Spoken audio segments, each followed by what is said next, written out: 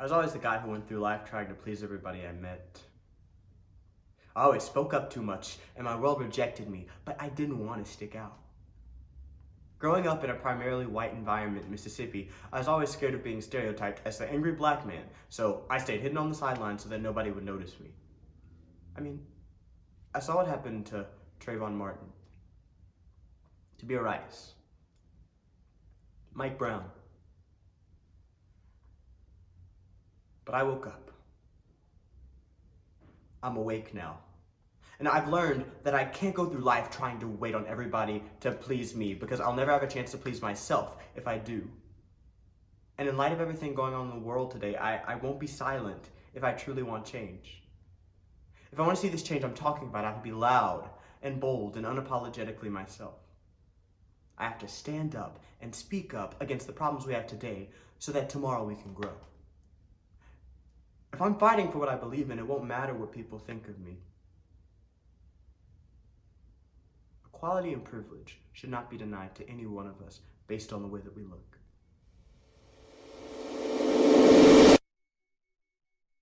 A new world calls across the ocean.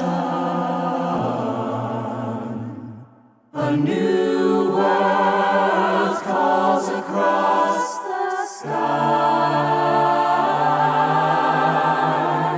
A new world whispers in the shadows.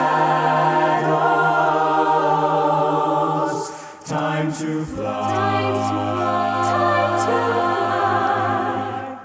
Time to fly. Something is stirring, shifting ground. It's just begun. And as our blur is all around, and yesterday is done. Feel the flow, hear what's happening, hear what's happening. Don't you know? We're the names in tomorrow's papers. Up to us, pal, to show 'em. It's our time, breathing in what's to change and what's to win. Our turn coming through. Me and you, pal, me and you.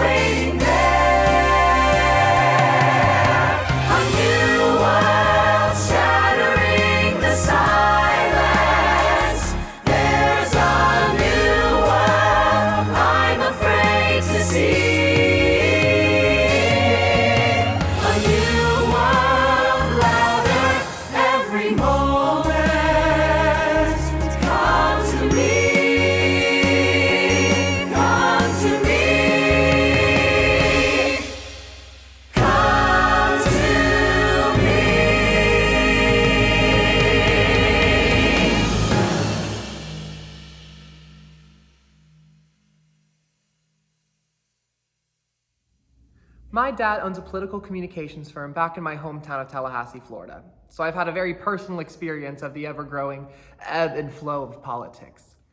He taught me that if someone is good, loving, and open in their heart, that nothing else should matter.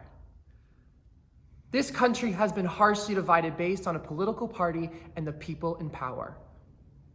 Should politics really be a pivotal part of our pop culture and entertainment news? I mean, we have somehow turned this into a popularity contest of who is good and right and who is wrong or bad simply based on whom somebody supports. I mean, aren't you sick and tired of it? So I have a few more questions for you. Why do we constantly feel the need to tear each other down based on our political beliefs? Why can't we just judge the person and not judge the background? Race, gender, sexuality, religious beliefs, and even political views were something my father never taught me to judge somebody on. Instead, to judge the quality of that person.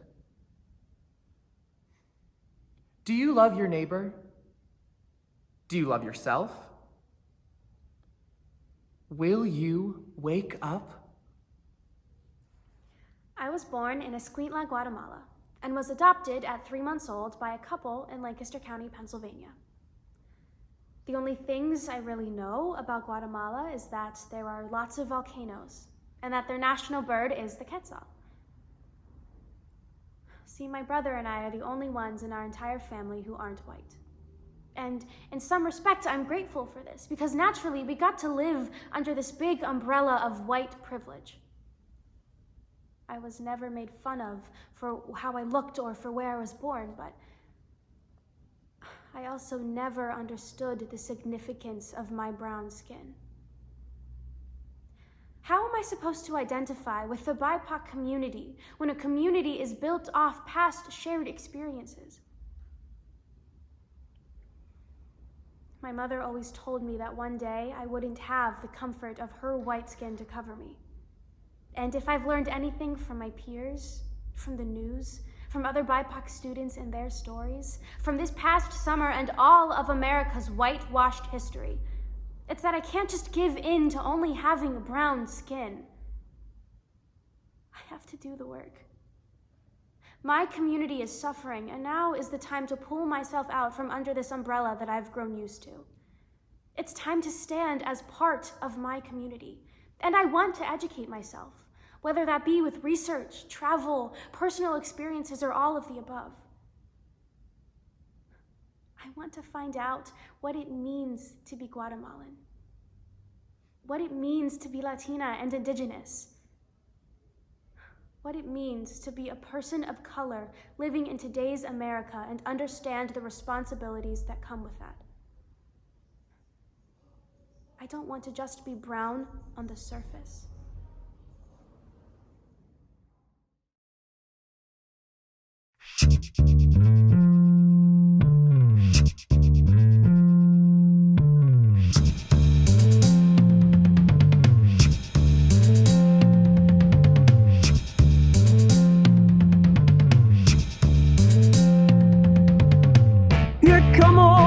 Top, he come moving up slowly. He got juju eyeball, he won holy roller. He got head down to his knee. Got to be a joker, he just do what he please.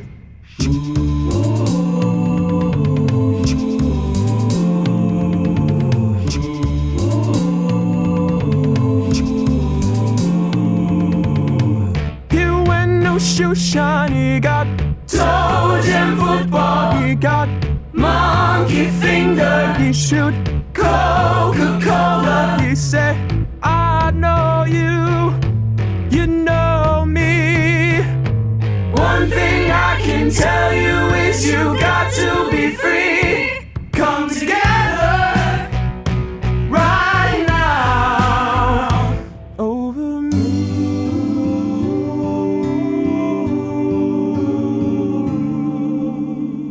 Blackbird singing in the dead of night.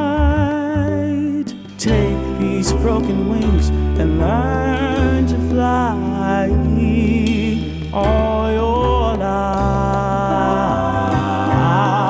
You were only waiting for this moment to arise. Blackbird singing in the dead of night. Take these sunken eyes and learn to see all your life.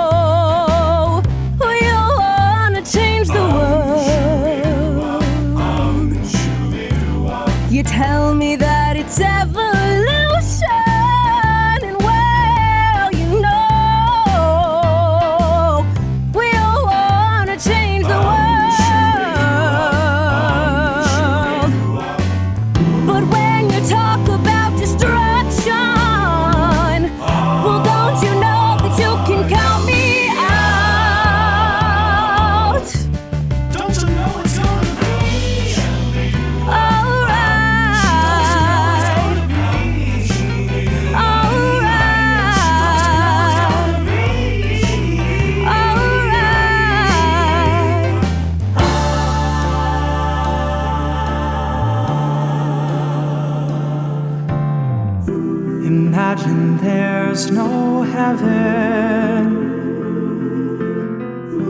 It's easy if you try. No hell below us, above us only sky. Imagine all the people living for today. Imagine no possessions. I wonder if you can. No need for greed or hunger. A brotherhood of man. Imagine all the people living life in peace. You may say I'm a dreamer,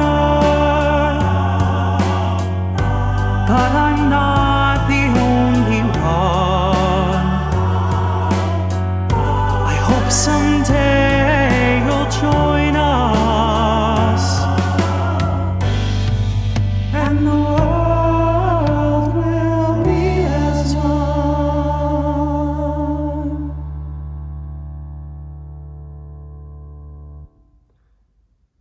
I've spent most of my life outside of the United States.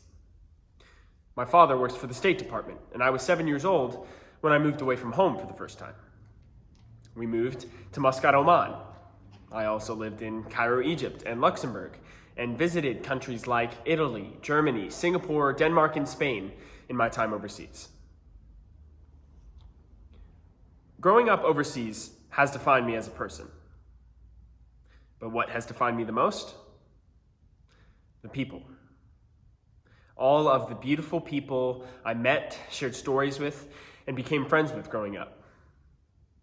Those people, and my interactions and experiences with them, taught me the importance of appreciating people for who they are. Like when my friends in Egypt would have to stop whatever we were doing at the time so that they could pray. Something I wasn't used to at all, but something that was like second nature to them. Why is it so hard for some people, particularly in this country, to understand that even though we are different, we are all still human? Why should who someone loves, or what religion they practice, or where they come from, or what color skin they have, why should that dictate how they are treated? I feel as though I am from all of these different places that I have lived. But you wouldn't know that just by looking at me. Women must be skinny, but also curvy. A perfect figure with no scars or blemishes to show the life she's lived. There's a million makeup products to cover those scars or blemishes, but society preaches a natural look. You know, with makeup. Follow the latest trends, but don't be basic. Be unique, but don't try to be edgy. Double standard. Men must be stoic and tough, but be able to share their emotions. But no, emotions are a women's job. They should feel the pains of our world, while men must never. But no, women are too sensitive to hold jobs that require empathy and strength together. Double standard. Women of color cannot get emotional over the murder of their own children for fear of being labeled as overly attached or the angry black woman. But if she speaks without emotion, she must not truly care about these issues. Double standard. I'm afraid to speak out for fear of asking for attention, but what if attention is what I need to get better? I want to be happy, but I want to cry it all out. I don't want to push myself onto others, but they feel like I never reach out. I do what I need, like homework and cleaning, but not really what I need, like sleeping and eating. I want to be better, but I purposely limit myself so that I'm not seen as reaching or taking a risk. Am I assertive or aggressive? Am I strong or emotionless? Am I a good leader or am I bossy? Why can't I be both? everything would be so much easier if we didn't hold this standard of the perfect person and just let ourselves be the flawed, beautiful, disgusting, loud, shy, big, tiny, sick, intelligent, crazy, quirky people we're meant to be on this earth. And then we can see we are all alone in this world, but we are all alone together.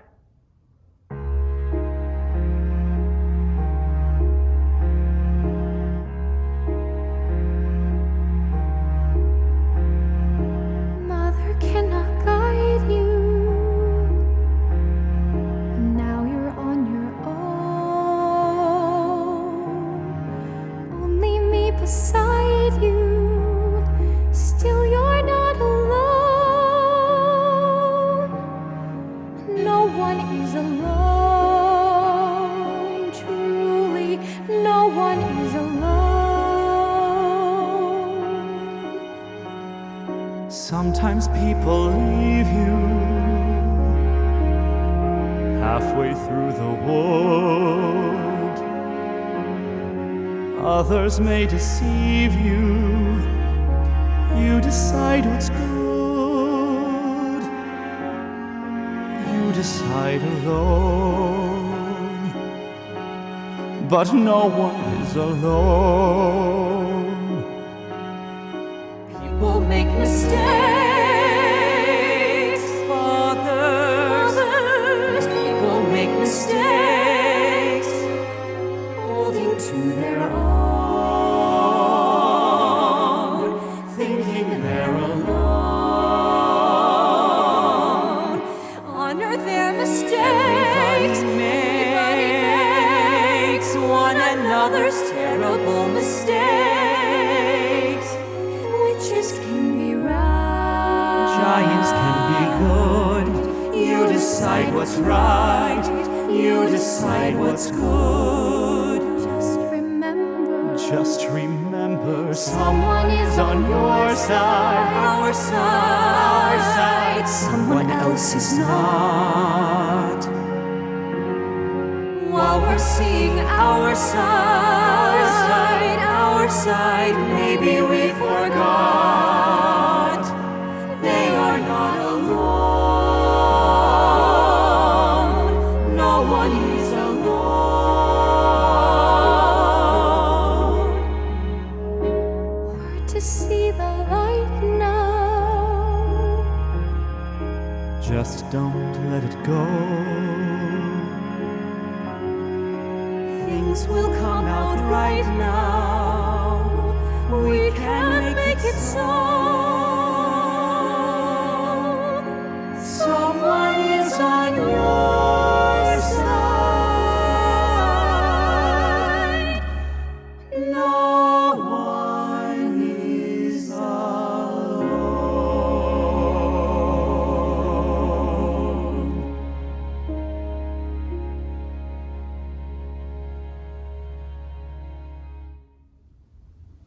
There was a young girl I used to know who struggled deeply.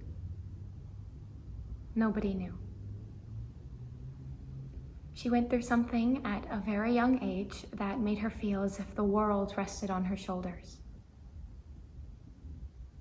She shared with me that if she wasn't perfect, or if she ever messed up, that something very horrible would happen to the people she loved most. And this fear consumed her. She would repeat certain things over and over, like brushing her hair and closing a door until everything felt right in her gut. And she lived like this for several years. Eventually, her patterns became clear to her family, and they opened their arms for her to heal. Because of all of that, she has grown and changed for the better. She looks at others in the world, knowing everyone has a story. She looks at others and listens to their stories. She looks at others and encourages them to be unafraid of their past and grow into their future. There is hope for that little girl. There is hope for everyone. Sophomore year of high school, the substitute teacher in my social studies class had started praising himself for ripping up a speeding ticket and throwing it in a cop's face. Boasting about his win in court, he told the class the judge knew to trust him over the black cop that pulled him over. I couldn't help but feel like I was in the twilight zone after taking this all in. I couldn't believe someone I was taught to trust would ever betray my trust. I started to spiral down a hole of questioning everything I looked up to. My parents, teachers, even role models I'd had my whole life. I just felt like I couldn't trust them anymore. And suddenly I wanted to rebel against every authority figure I came across. I would bicker with my parents about tiny things because I assumed they were hiding something I didn't know. I even got into fights with my driver's ed teacher regularly. But he would always keep pushing about what was right with the law. How, if the law said you had the right of way, it didn't matter if you ran over an innocent pedestrian or someone's dog who ran off their leash. Before I started questioning what I learned, I was the most naive person I knew. I didn't know white privilege was a reality. I didn't know police brutality was a massive problem in our country. And I didn't realize that our education system will fuck us over without a thought's notice. I feel grateful to have made this discovery, but I know there are some that will never let themselves wake up. I remember it like it was yesterday. Coming home after school, sitting in my grandmother's living room with my family, watching the horrific scene on the news. It's a different type of experience when you can hear the sirens ringing on the television and also down the street. We heard the cries of Mike Brown's mother, learning that her son was murdered at the hands of a cop. I was only a 7th grader and had no perception of true racism. And after watching the grueling scene, my family told me that as a black man, you carry a target on your back, and you must protect yourself at all times and never let your guard down. It breaks my heart that I had to hear those words at such a young age. The world that I loved had become scary. And as I started going to an all-white Christian school, I saw what they meant. Many of my classmates would boldly say, Mike Brown deserved to die. It was his fault. He shouldn't have been stealing. Doesn't even matter. Just another thug. Black people are dangerous. Is this how they saw me? As time went on, things just got worse. The world that I loved had changed again. And I had to do something. But then, the black men in my life threw their arms around me and showed me that I'm not a thug, a danger, or less of a human. So now I must show and tell you that black men are not these evil beings, but so much more. Some of us like to start the day off with coffee and 2 sugars and a little creamer. Or put on a classy suit and sit in the office for hours doing paperwork. Or take their kids to see a baseball game and get ice cream. Or join the circus and travel the world. We aren't any different. Just people. Chasing after hopes and dreams. Longing to be in a world that loves us. And our brown skin. I go to prepare a place for you.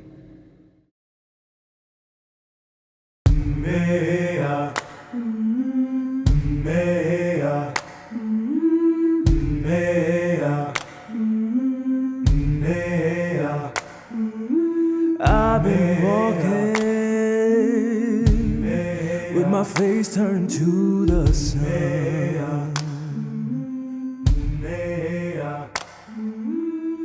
weight on my shoulders, a bullet in my gun. Oh, I got eyes in the back of my head, just in case I have to run. I do what I can when I can, while I can for my people. While the clouds roll back and the stars fill the night, That's when I'm gonna stand up, take my people with me. Together we are going to a brand new home. across the river, can you hear freedom calling, calling me to answer? Gonna keep on keeping on. I can feel it in my bones.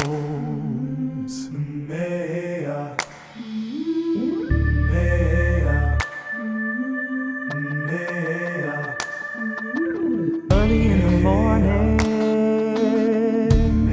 before the sun begins to shine,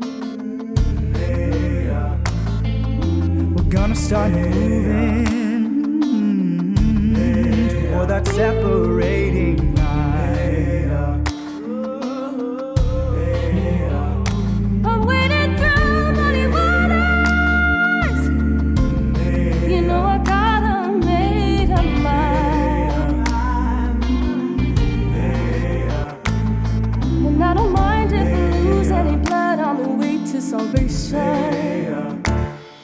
And I'll fight for the strength that I got until I die. So I'm gonna stand up, take my people with me. Together we are going To a brand new home, far across the river. Can you hear freedom calling? calling me to answer. Gonna keep on keeping on. And I know what's around the bend might be hard to face, 'cause I'm alone. And I just might fail, but Lord knows I tried. Sure as stars fill up the sky. Stand up, take my people with me. Together we are going to a brand new home, far across the river. Can you hear freedom calling, calling me to answer? Gonna keep on keeping on. I'm gonna stand up, take my people with me. Together we are going to a brand new home, far across the river. Can you hear freedom calling, calling me to answer? Gonna keep on keeping on. I'm gonna stand up, take my people with me. Together we are going to a brand new home, far across the river. Can you hear freedom calling, calling me to answer? Gonna keep on keeping on. I can feel it in my bones. I go to prepare a place for you. I go to prepare a place for you. I go to prepare a place for you. I go to prepare a place for you.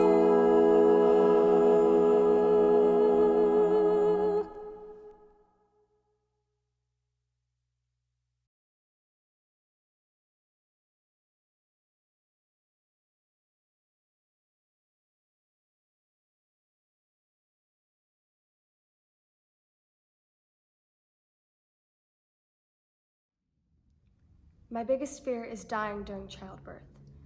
One particular day, the topic of fears was brought up in my senior year public speaking class. When it was my turn, I said my answer plainly, thinking nothing of it. 1, 2, 3, 4, 5 seconds passed, the room settling to an odd stillness. I remember looking around the room and seeing utter dismay written across specifically many of the boys' faces. For some reason, I felt the need to elaborate and explain myself, to ease their uncomfort instead of mine. But instead, I just sat there in the silence. About 400 women die each year from childbirth. About 400 Black women die each year from childbirth. Black women have the highest maternal mortality rate, being 3 to 4 more times likely to die than white mothers. And over time, I realized I wasn't actually afraid of the childbirth itself, but rather being in the hands of someone who may not prioritize my well-being, doesn't take me seriously, who has the strong Black women stereotype plated and framed within the walls of their brain, that in my most vulnerable state thinks that they know the pain received in my body and my level of tolerance better than I do. When approaching my mom about the subject, she simply replied, "Oh, I had Black obstetricians." I hate being so fearful of doing the one thing my body is quite literally made to do, simply because I exist in my Black skin. But like my mom always says, that's just the way the world works. And something I hope I don't have to say to my maybe future children. That's just the way the world works. I'm afraid of a lot of things. Maybe it's because I am a mother's daughter, or because I watch too many true crime documentaries. Every time I leave my apartment, I think, do I have my pepper spray? Am I wearing an outfit that might attract unwanted attention? How will I defend myself if someone approaches me? Now, you might hear that and think that I'm just crazy and paranoid, but that doesn't mean that it's not true. Every day, horrible things happen to girls who look just like me, for no reason other than the fact that we are seen as weak, vulnerable. And I can say with certainty that I feel that, because I feel the stares of grown men as I walk down the street. I feel the judgment from myself and others when I don't look exactly like the Instagram models on my feed. I feel the pressure from society when I don't have double D's and a permanent smile on my face. Now I know that I'm not alone in saying that being a girl can be scary, which is why we all need to speak up. Speak up for your mothers, your daughters, and your sisters, because they might not feel like they can. Now, I may be afraid of a lot of things, but being a girl should not be one of them.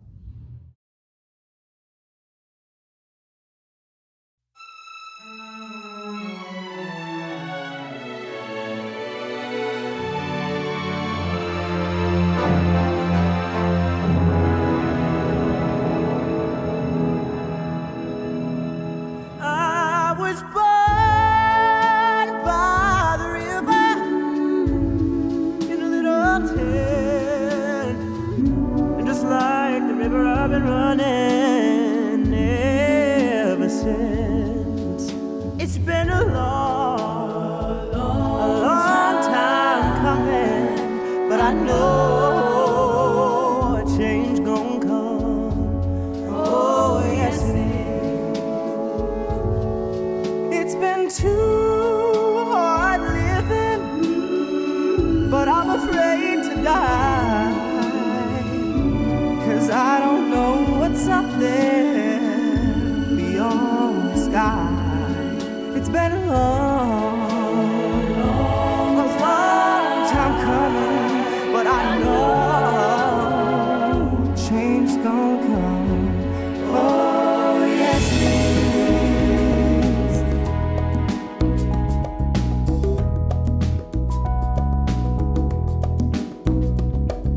Mother, mother, there's too many of you crying. Brother, brother, brother, there's far too many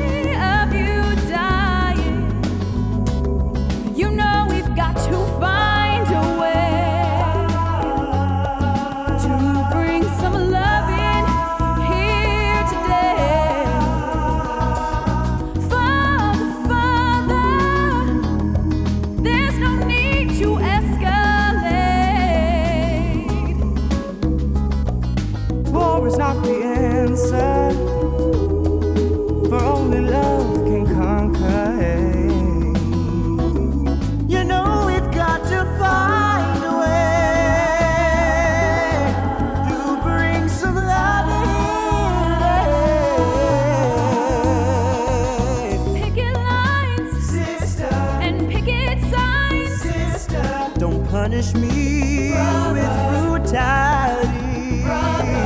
Talk to me, sister, so you can see.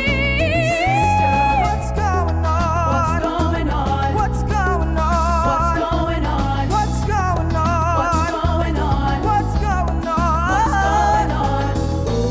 Then I go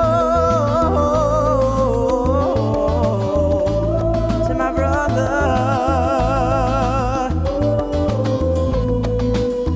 and I say, brother, help me please.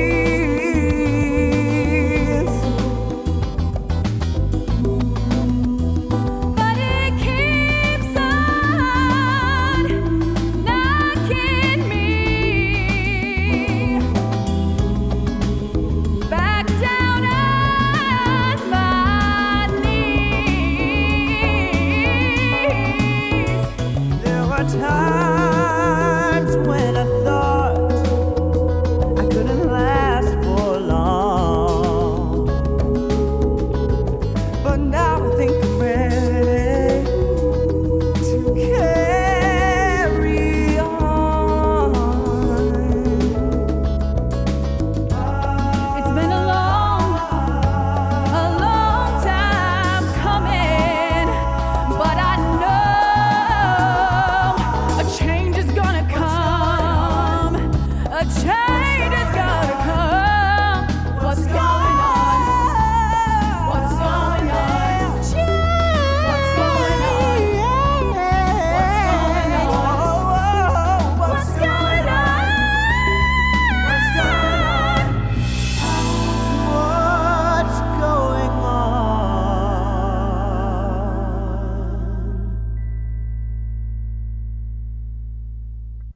Unawareness has a name, and for a while it was my name. I was unaware it was mine until the summer of 2020. I was going through the motions of my daily quarantine routine, laying on my bed for hours and scrolling through TikTok and Instagram as I do often.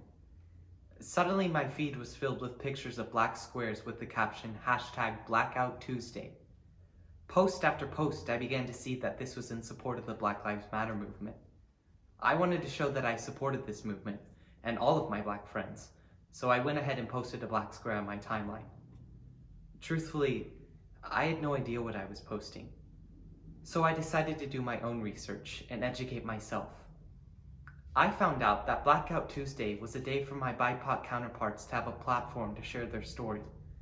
Blackout Tuesday opened up a space for BIPOC individuals to tell their stories and learn from what they had experienced. Blackout Tuesday brought attention to the police brutality that active protesters for the Black Lives Matter movement faced. I should be aware of the acts of racial injustice and racism that the Black community faces on a daily basis. I should know why this movement sparked when it did, because of all the monumental historical events leading up to the summer of 2020. I should be able to identify when something or somebody is racist and speak up. This made me realize I posted irresponsibly. I posted without thinking.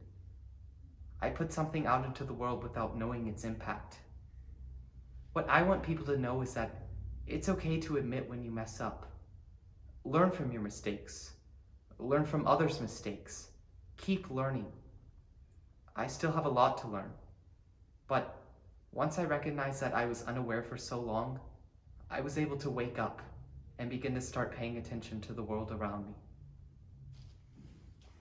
It's not easy to be the boy in heels when all the other boys at school are in soccer cleats. When those boys were at their soccer game, I was dancing to George of the Jungle in a furry cheetah print sash. That's a true story. I could show you a picture. In those heels and that sash, I felt free. Nothing was better than frolicking around my house in a costume or fun outfit and my mama's heels. I felt as though that freedom was infinite.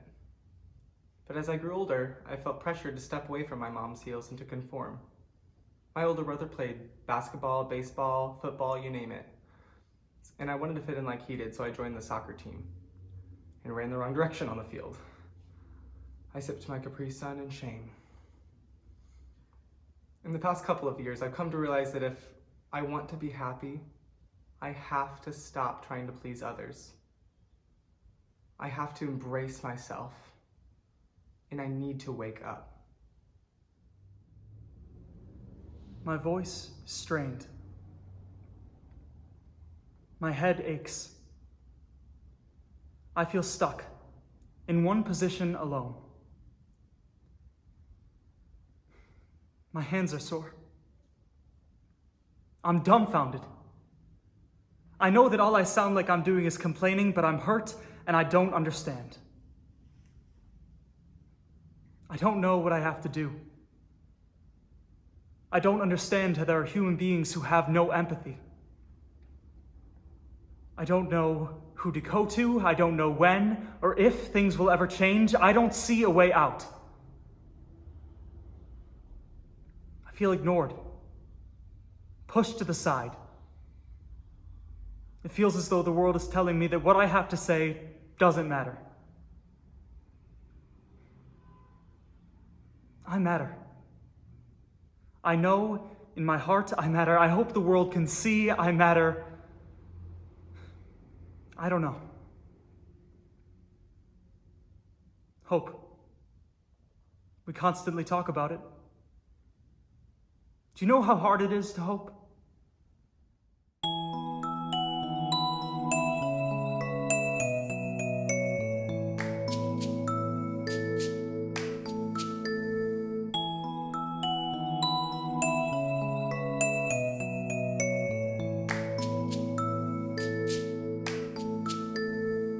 I'm gonna make a change for once in my life. It's gonna feel real good, gonna make a difference, gonna make it right.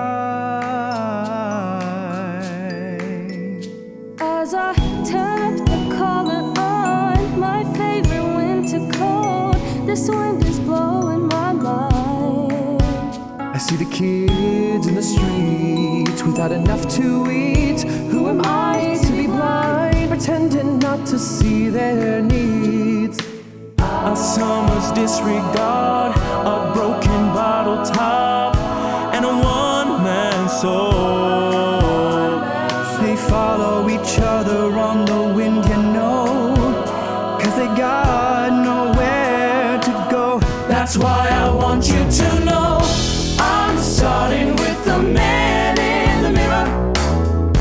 I'm asking him to change his ways, and no message could have been any clearer.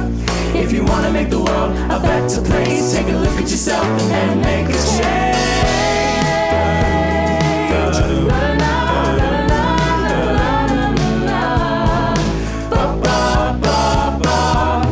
I've been a victim of a selfish kind of love. It's time that I realize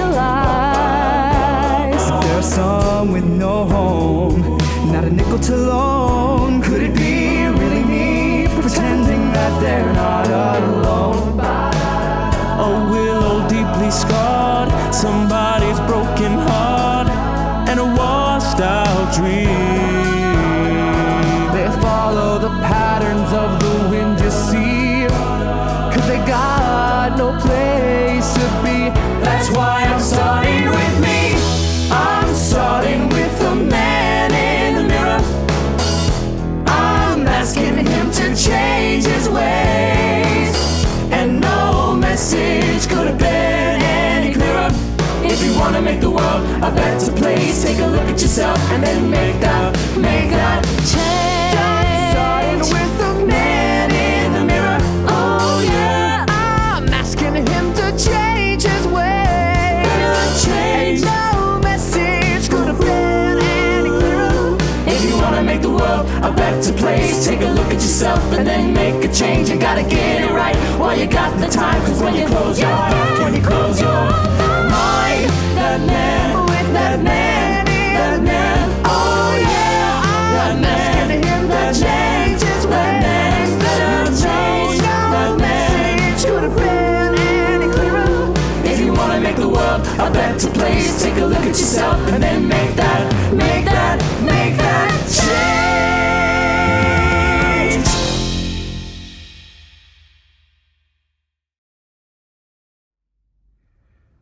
I haven't had that big epiphany moment. I've never had that moment of being completely in the dark and then moving completely into the light. My father was born and raised in New Orleans, Louisiana. His father is from the Shandong province in China, and his mother was born in Japan, raised in Taiwan.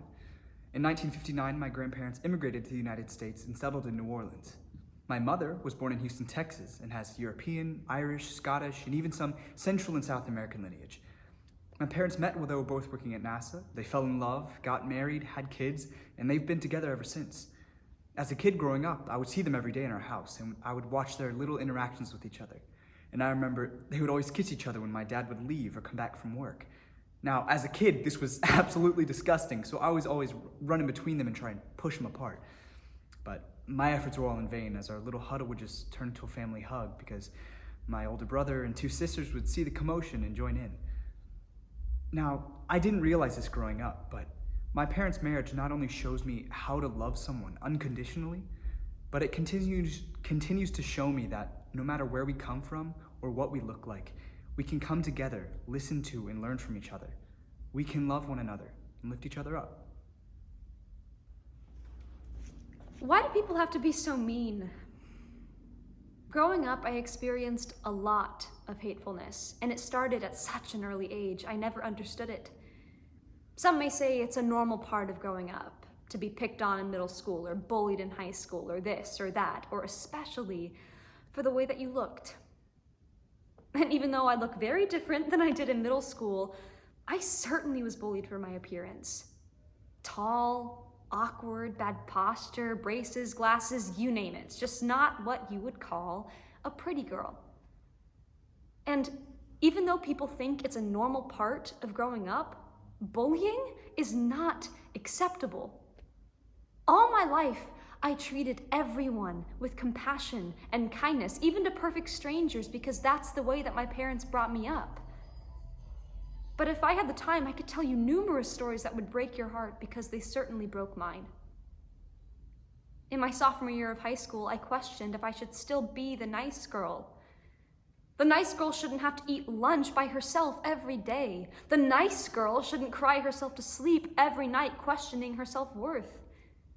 Why was I always lonely, excluded, and isolated? All I needed was one small act of kindness. But one day, I went to the dressing room of my high school theater, and I left my bag outside of the door.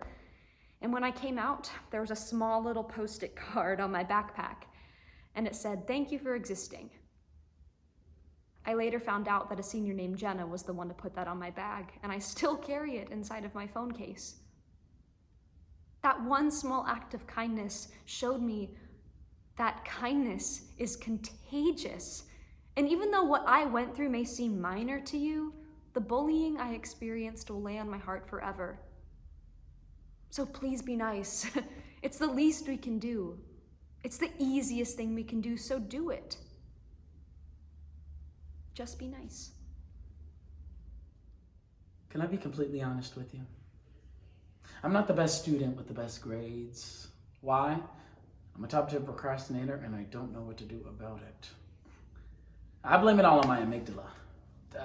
Let me explain. The amygdala, aka the brain's watchdog, senses danger and triggers what we call your fight, flight, and or freeze. Personally, I live my life on a freeze. Not by choice, of course, but it's what I'm dealing with. When I'm in a freeze, which is usually caused by immense amounts of stress, my breathing starts to get faster and shallow, causing me to hyperventilate. My heart beating 5 times faster than before. My head pounding as if it's in between a hydraulic press, giving me the worst headache. At this point, there's no going back. Thoughts start to fill my head. Moments later, I become immobile as I struggle to move. Think of it as trying to run away from your sleep paralysis demon in a dream. This is followed by the chest pains, the sweaty palms, the dry mouth, the stomach aches, and then poof. Nothing. Everything is white. My mind sees nothing but white. I forget to breathe, blink, think, move, talk, and all of the above. At this point, I've dug myself a hole so deep that I can't pull myself out of it, nor can anyone else. I'm alone. There's no one around. There's nothing around. Just me and the white walls that surround my consciousness. This response forces me to only focus on the negative, and over time makes it hard for my brain to see the good in the world. And I develop a sort of tunnel vision. But as I grow, I've learned lots about myself. I mean, I've gotten to experience and live through things I could never imagine would be a reality for me. And as I continue to grow, I will lead who I think I am into the direction of who I would like to become.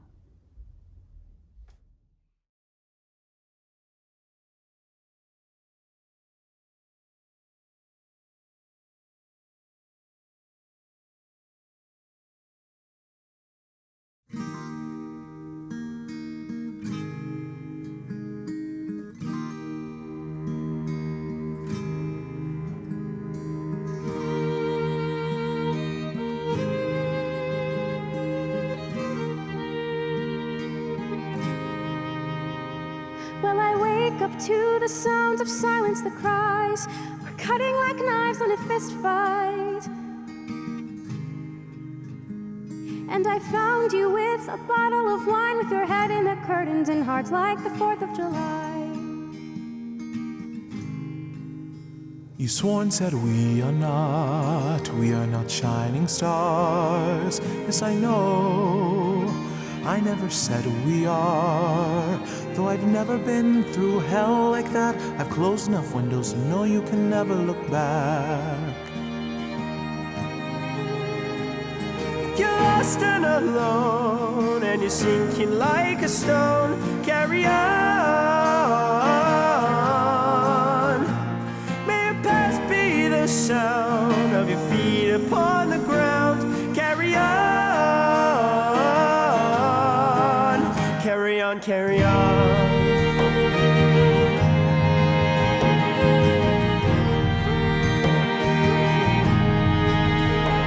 So I met up with some friends at the edge of the night at a bar of 75. And we talked and talked about our parents will die, all our neighbors and wives.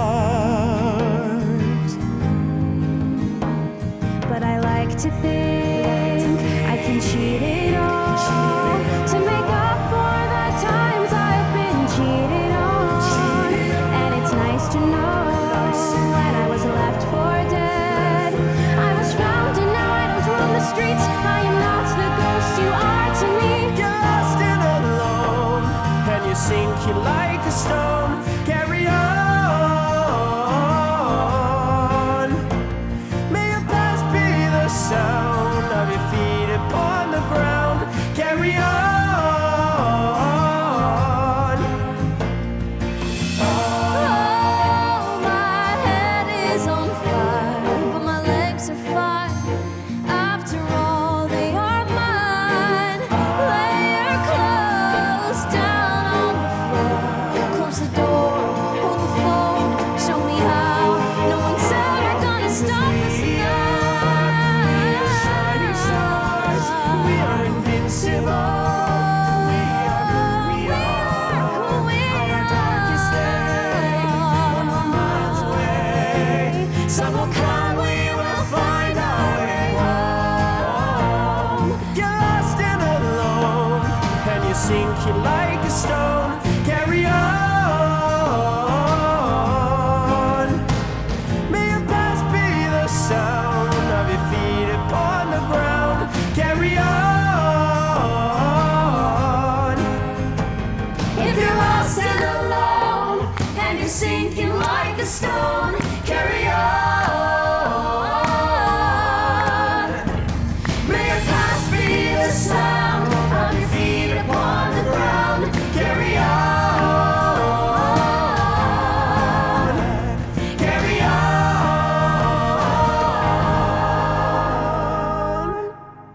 Carry on, carry on.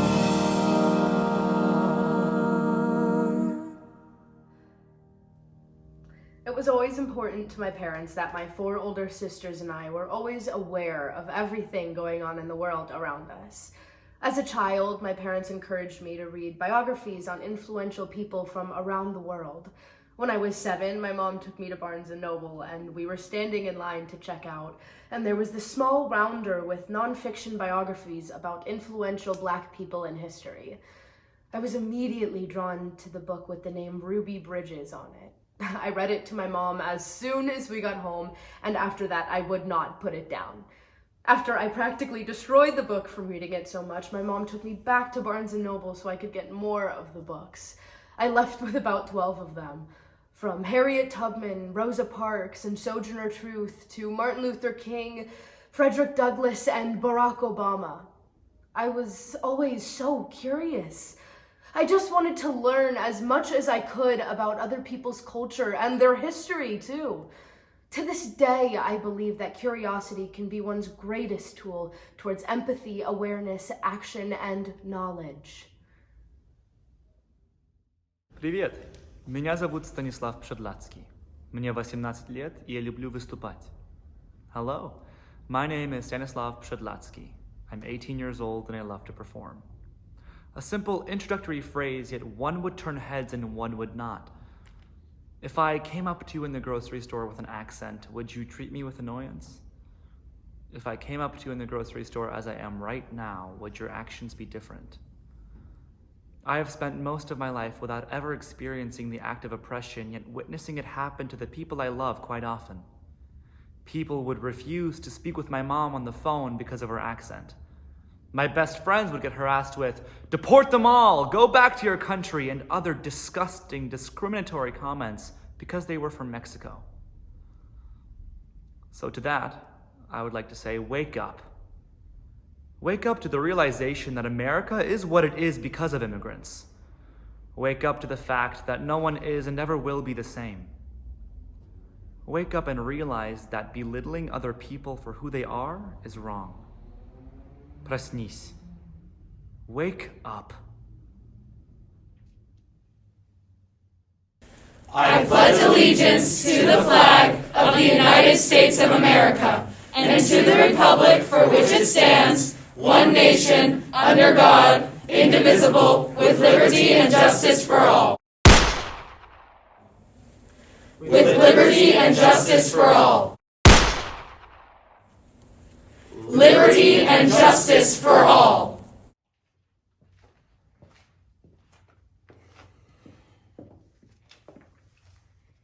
Liberty and justice for all.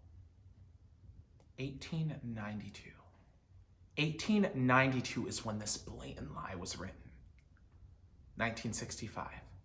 The march in Selma, Alabama, where men and women were viciously attacked because of the color of their skin as they fought for equality.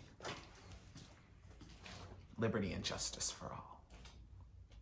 1969, the Stonewall riots where LGBTQ youth were beat on by the police.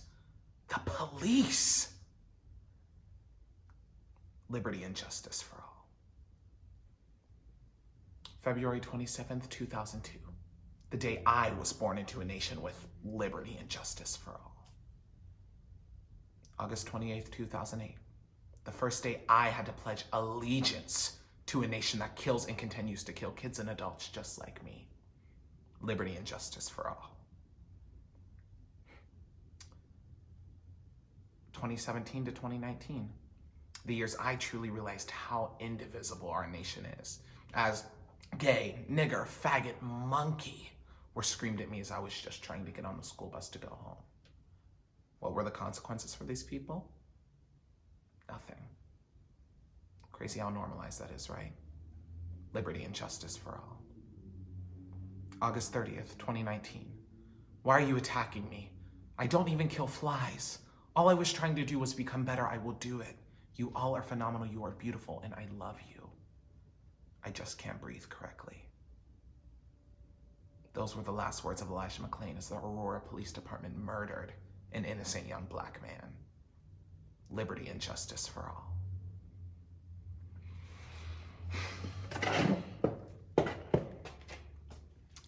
April 17th, 2021.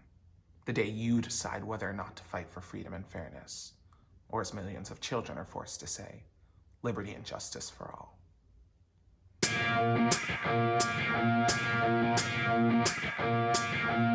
Do I stress you out? My sweater's on a backwards and inside out, and you say, how appropriate. I don't like to dissect everything today. I don't mean to pick you apart, you see, but I can't help it. And there I go, jumping before the gunshot has gone off. Slap me with a splintered ruler. It would knock me to the floor if I wasn't there already. If only I could hunt the hunter. And all I really want is some patience, a way to calm my angry voice. And all I really want is deliverance.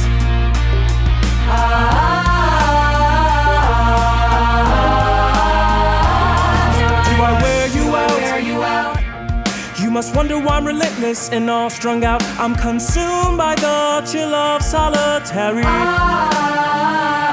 I'm like Stella.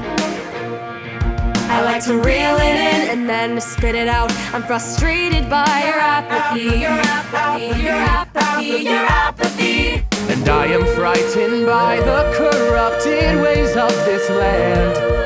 If only I could meet the maker.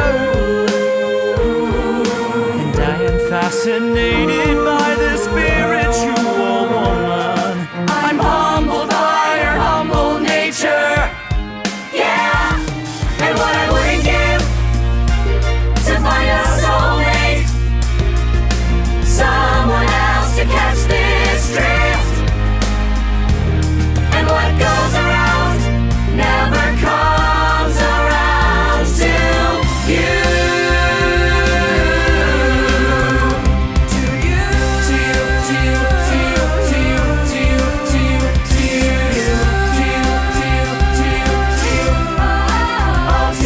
There's an apprehensive, naked little trembling boy with his hand in his hands. And there's an underestimated and impatient little girl raising her hand. It's easy not to, so much easier not to. And what goes around and around and around and around to you. To you. Oh, this could get messy. To you. Don't seem to mind. Get up. It's easy not to. So much easier not to. Get up. And what goes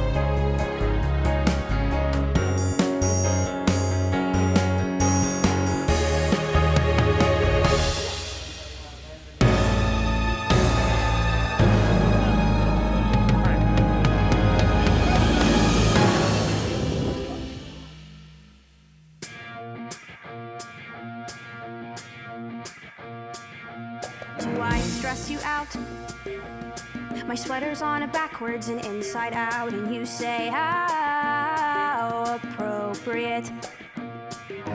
I don't like to dissect everything today. I don't mean to pick you apart, you see, but I can't help it. And there I go, jumping before the gunshot has gone off.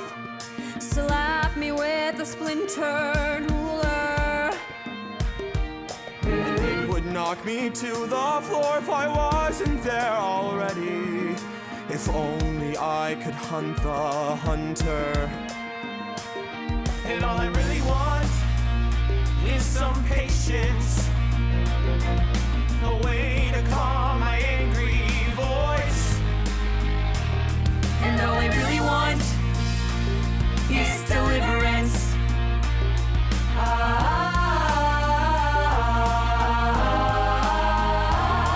Do I wear you out? You must wonder why I'm relentless and all strung out. I'm consumed by the chill of solitary. I'm like Stella. I like to reel it in and then spit it out. I'm frustrated by your apathy.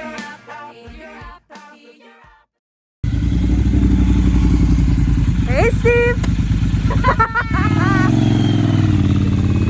Stop! There you go!